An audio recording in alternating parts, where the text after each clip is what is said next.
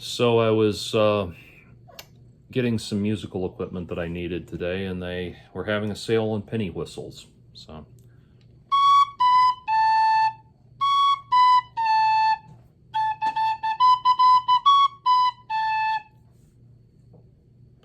music school, 4 years.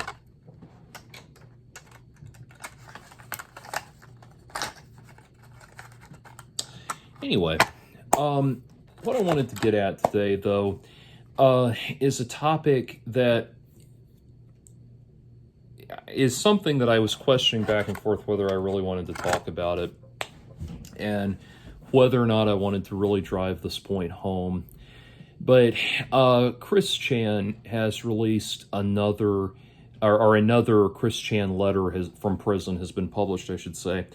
I have a feeling we're going to be seeing a lot more of these, and that is very much of concern to me because I think that now that we know of two letters. This would two letters that he sent out. God only knows how many letters have been received, because now people know what his they know where his what his address is, and it's and so they're the trolls are just going to keep sending him letters, and probably legitimate fans are going to keep sending him letters, and that is worrisome to me because I feel like the only hope we have for the Chris Chan phenomenon, as far as the public image phenomenon finally coming to an end, is that he goes away for a long time, like spends 10 years with no contact from the public, and finally all of the current Chris Chan enthusiasts grow up and move on with their lives, and whenever he does, eventually reemerge, no one really cares. That's the only hope we have. Now that people know how to get a hold of him, it's disturbing and it's sad. It's never going to now, because I don't think they can stop his mail from coming to him. They can check it for contraband, but I don't think they can stop his mail from coming to him. And it worries me because now it's just going to continue. It's just going to keep going, just like it always has been. And, if you think about it, Chris's whole existence has been being imprisoned, confined in a small space with people sending him, disturbing and bizarre things in the mail. That's been his existence. Prison has not put a stop to it, has not changed it, really. But one thing I wanted to talk about, whenever I've talked about Chris Chan, and understand there are other things I want to get into in this discussion, but whenever I've talked about Chris Chan, it's always been with the caveat that are two very strong caveats. One, that I myself am autistic, so when I'm weighing in on criticizing autistic people, or the way autism is criticized in the or discussed in the public sphere, or how are the agendas and motives of the so-called autistic community or autism community and all of that, I have always it's always been very much an act of critiquing from within, and this is certainly an area where I have the necessary social capital to weigh in on the basis of my own lived experiences. The other thing that I've always emphasized is that I have while I would use female pronouns around Chris as a courtesy, were I to ever be in Chris Chan's presence, I would use the requested pronouns as a courtesy. I have a principal disagreement with the idea that he is trans, and I do not speak about him as such in these videos. And I emphasize that that's not an attempt to cause any sort of stir or start any kind of fight with anybody. I simply don't agree with that he is transgendered. And there is a school of thought within this discussion which says that whatever the person they themselves believe is paramount. Whatever they believe themselves to be is paramount, and that should be respected above all else. I don't think that is reasonable. And I have a whole lot of other reasons why I don't think it's correct to call Chris Chan, refer to Chris Chan with female pronouns. But this one, for the sake of this particular discussion, Mitzi still needs to be spayed, and this is how we know she's in heat. By the way, just constant, or about to go into heat. Constant, unyielding affection. Trust me, if it weren't for that, she'd be over on the couch asleep right now, not giving a shit about any of this. But anyway, bringing it back around to the discussion around there's other reasons, and if you want to go watch my video, We Need to Talk About Chris Chan, which was the first video in this series that I ever did, I went into a lot more detail on it. But one of the things is that I fundamentally do not believe that Chris Chan actually understands what it means to be transgendered. And this current letter that's come out, I'm not going to read it or even try to read it. There are other people, if you want to hear it, there are other people doing dramatic readings of it. Just look up Chris Chan's second prison letter, or it's on Kiwi Farms if you want to read the actual see the actual handwriting. But anyway, everything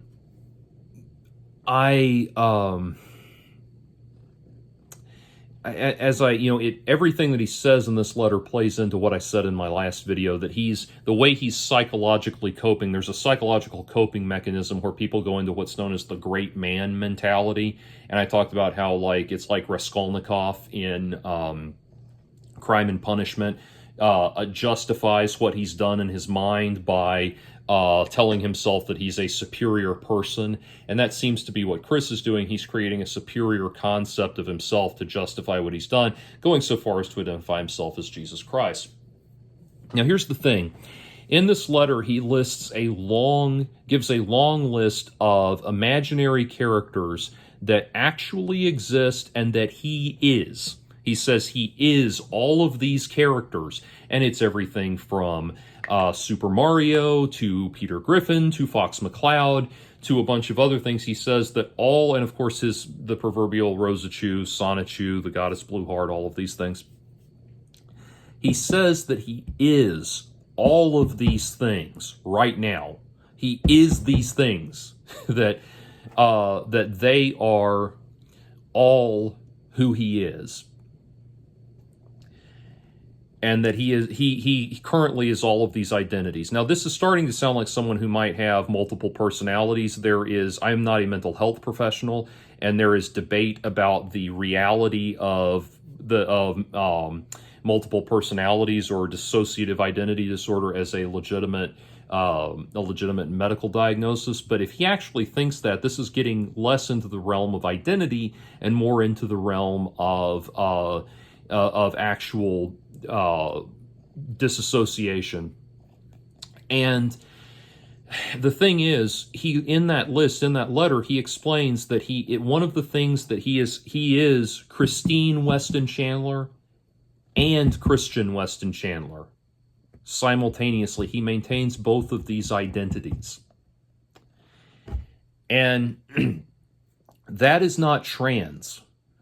When you are trans, it means, we have to at some point come to an objective definition of what this is. It means that you are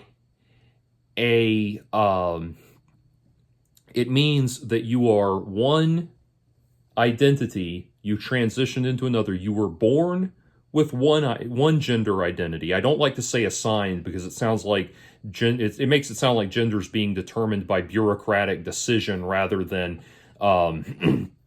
empirical observation. But anyway, you are born with one gender. You wish to transition to the other gender. And in fact, what has been explained to the public at large is that despite the way we're supposed to understand this is that despite your physical form, the nature of your physical form, you were never actually that gender. You are actually this other gender despite the physiological discrepancy.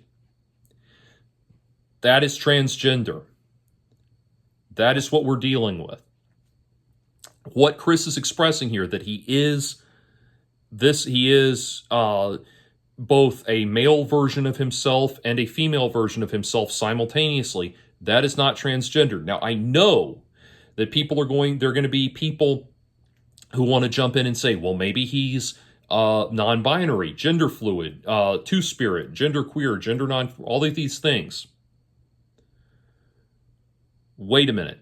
First of all, believe it or not, I know non-binary people. Non-binary means that you don't identify with, you don't identify fully with either gender identity. It doesn't mean that you are two wholly separate individuals existing inside one body. Two literal different individuals. That's not what it means. And this was said, this connection was made in the context of him also being Super Mario and Peter Griffin and Fox McCloud and a whole long list of other, and Jesus Christ and a bunch of other things that he objectively is not. And that's the thing. That's the problem. And that's the thing I want to point to. We have to have some objective, yes, ultimately, how the person feels about their gender identity is going to be the determining factor for them. But we have to have some objective basis, some objective concept that exists externally to personal gender, to someone's personal gender identity. Because right now, if I said, think about it this way: if you, who might be an ally to trans people, a trans person or an ally to trans people, if I say, I'm currently male, for the next 5 seconds I'm female, 1, 2, 3, 4, 5, now I'm back to being male again, do you think that do you really and truly think that I was female for those 5 seconds? Because I can tell you right now I wasn't. That was an example that I made up.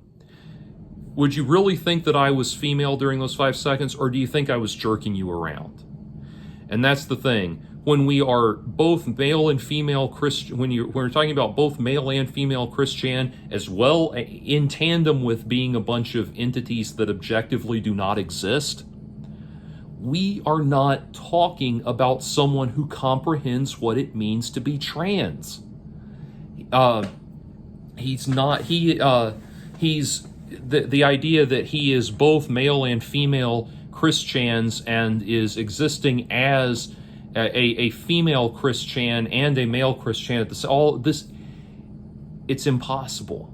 It does not fit the objective definition of what a trans person is. And I'll give you an interesting, why I keep coming back to objectivity is this.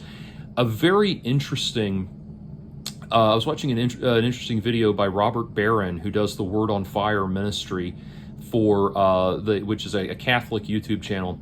I very often do not agree with his points of view, but it's one of those things where I'm interested to hear how he will talk about, or what he'll say, or how he'll talk about something. I noticed his channel because he was doing Catholic analyses of movies, and so he's got a good one based on the movie Lady Bird.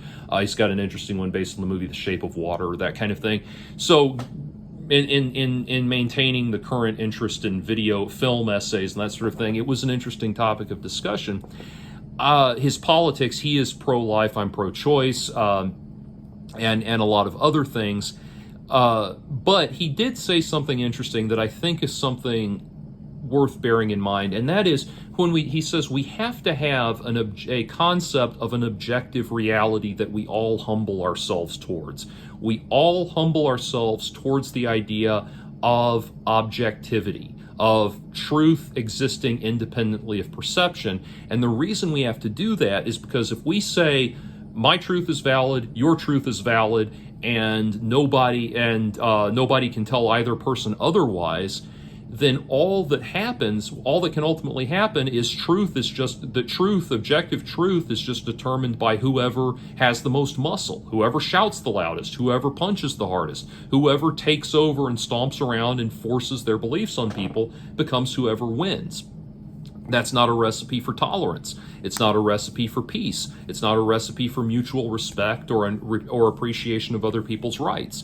All it does is create the foundation for other people to rise up and topple that person, we think about, we see up in Portland right now, Antifa and the Proud Boys fighting it out. Why are these two groups fighting? Because they are two groups that have abandoned objectivity. They've abandoned objectivity to the point that physical violence is the only thing that's left. And so he makes a very good point about that, about recognizing objective reality as being the civilizing factor in a society. And that's something we need to apply here. When we're talking about Christianity, we need to say, yes, trans is a legitimate identity. I agree that it is. And I want to point out here, go to jordanowen42.newgrounds.com. I'm currently working on I've been teaching myself digital painting on Procreate, and I'm currently working on a series of fine art nudes based on the selfies of a transgendered porn star named Casey K. And what gave me the idea was I saw one of them on Twitter, and she just had all these great angles and everything. I was like, I've got to capture these angles. This is so cool. Anyway, I had to move the series over to Newgrounds because despite being called deviant art, they actually are not so deviant as to allow you to draw erect penises. Penises pointing this way are fine. Penises pointing this way are unacceptable. I have absolutely no idea why. Anyway, but check it out. This is not... The trans is not, and I will tell you right now, I have no problem calling Casey K female, calling her she. I identify her as female. She registers in my mind as female. It's not even an act of benevolence or compassion or tolerance for me. That's something that I'm giving her despite my better judgment. She registers with me as female. I say I think of her as a girl with a penis or a woman with a penis. I have no problem with this, but that falls within an objective definition of what trans actually is, that exists independently of whether or not independently of the person's personal identity. So, like I said, I will give this I feel like hammers my point home. Let's take it one step further. That most people have seen the movie or read the book Silence of the Lambs. Spoiler alert if you haven't, but the primary villain in Silence of the Lambs is Buffalo Bill, a serial killer, James Gunn, a serial killer who kidnaps, abducts women, makes them put the lotion on their skin, and then cuts off murders them and strips off their skin and sews it together and puts it on as a skin suit so that he can feel like a woman in the world. Okay, this is someone who obviously identifies as female, as a woman internally. Do you think that it's what do we gain by referring to James Gunn, someone like Buffalo Bill? And Buffalo Bill is the serial killer name. James Gunn is the character's real name in the story. Anyway, what do we gain? What at all do we gain by honoring the pronouns of a person like that? is that behavior, the behavior of expressing your gender identity by abducting someone, cutting off their skin and sewing it together and wearing it as a suit, is that something that you want to acknowledge as legitimate evidence of genuine transgender identity? Or is that absolute lunacy that you want to keep out of the objective definition?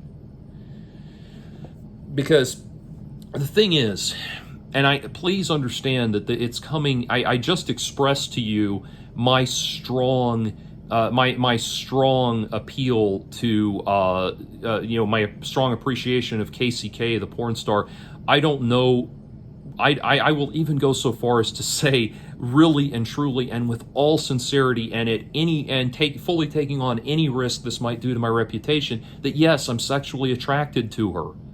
I am really and truly sexually attracted to her, and I'm bringing this up. I don't know that I would, if I had the opportunity, I don't know if I would be able to make myself act on it or not. I'm very reticent about a lot of human interaction anyway, but I find her extremely sexually attractive, obviously, and I'm bringing that up, pointing that out to try to convey to you that this is in no way, shape, or form an antagonizing of trans people. This is something where I really would like to see this done. These people be able to fully integrate and function in society. I just don't think we're doing it the right way. And what I'm talking about there is, it's the difference between tolerance and acceptance. And we've gotten to a point in social activism where tolerance isn't good enough, acceptance is the only thing. Okay. What are you wanting? What are you as a trans person wanting from the world at large in recognition of your identity? From a functional standpoint, you want them to address you with the appropriate pronouns, respect the name that you've taken on for yourself, and not physically assault you or otherwise harass you, and not deny you job opportunities. I mean, that ultimately, I think, encompasses functionally what you want from other people. Ultimately, one of the problems that you run into, I think we agree, one of the problems that you would run into is that you are always going to run into people who will the Ben Shapiros of the world who will say, no, I'm not using the pronouns. No, I don't think it's appropriate. Blah, blah, blah. Always the people who will say that they will say that because you were not born this gender, they will not identify you that way, and they will not think of you that way. Those people are your stumbling block. And the problem is tolerance is actually what you want from those people, not acceptance. And what I mean by that is you want people to be tolerant of you. Hey, I'm not pushing this thing on you. I'm not pushing my thing on you. I'm not making you do it. I'm not making you be a part of it. I just want you to stand back while I do it over here with my people that are cool with it. 95% of people you run into are actually probably going to be okay with that. That asshole 5% that encompasses people like the Westboro Baptist Church and everything else, those people will never be converted. There will always be assholes, unfortunately. But most people will be okay with, I'm not bothering you, man. You do your thing. I'm going to do my thing. Because if you can get them to mutually coexist and coexist in a world of mutual give and take respect, they will eventually, by and large, I believe, accept you. They will say, hey, this person's not so bad after all.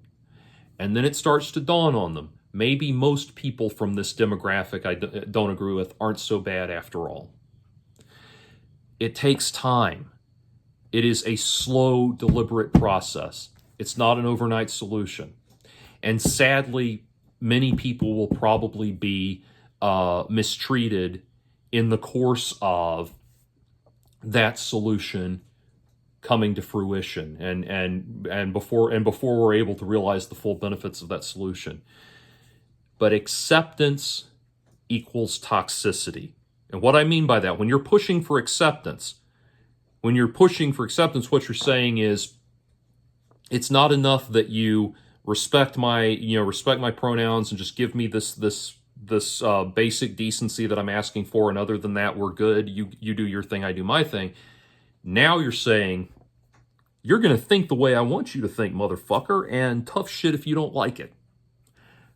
That's the difference. And now, instantly, when you push for that, it becomes an act of antagonism.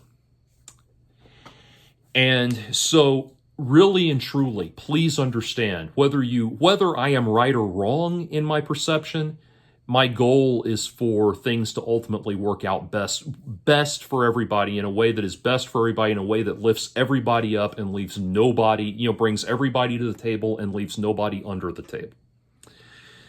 And so when I say that, and if you can trust me that that's what I actually think and that's what I actually believe, then understand when I say it is not advantageous to you to defend the pronoun usage around Chris Chan when Chris Chan's own behavior and own personally expressed self-concept, does not align with an objective concept of what it means to be transgender. So that is my strong observation, and that is what I bring up with looking at this second letter, where he is trying to legitimately say that he is both a male and female Chris Chan, independently existing people simultaneously within one body. And the reason I say that we have to pump the brakes, we have to draw a hard line at the idea of him being two separate people, is because now we are in a we're on a very slippery slope. We are on a slippery slope that is about as close to being a 90-degree drop as you possibly could, into saying that people who identify as having multiple personalities are objectively all of those people. We would now be to the point of having to say that if a person says that there's five people living inside them, then all five of those people legitimately exist. That's what we're now we are now at the front door of entertaining that idea. And I actually was watching a video a while ago on YouTube about from a young woman claiming to have multiple personalities. Granted, all of this could have been just cockamamie bullshit, could have just been trolling. For the sake of discussion, I'm going to entertain the idea that she's being serious. She says that she does, in fact, have all of these personalities. I mean, she says she said she had 25 different personalities. And she said, they're all real. This sentence stayed with me. She said, they're all real people. I just use the body the most. Now, granted, this all sounded like dialogue from United States of Tara, so that might be what she was cribbing. But she says, I just use the body the most. And I was talking to a friend of mine about this, like the limits of identity. Are we going to start saying that if a person has multiple personalities, all of those people legitimately exist? And my friend gave a perfect example why we cannot acknowledge that. Society cannot acknowledge that.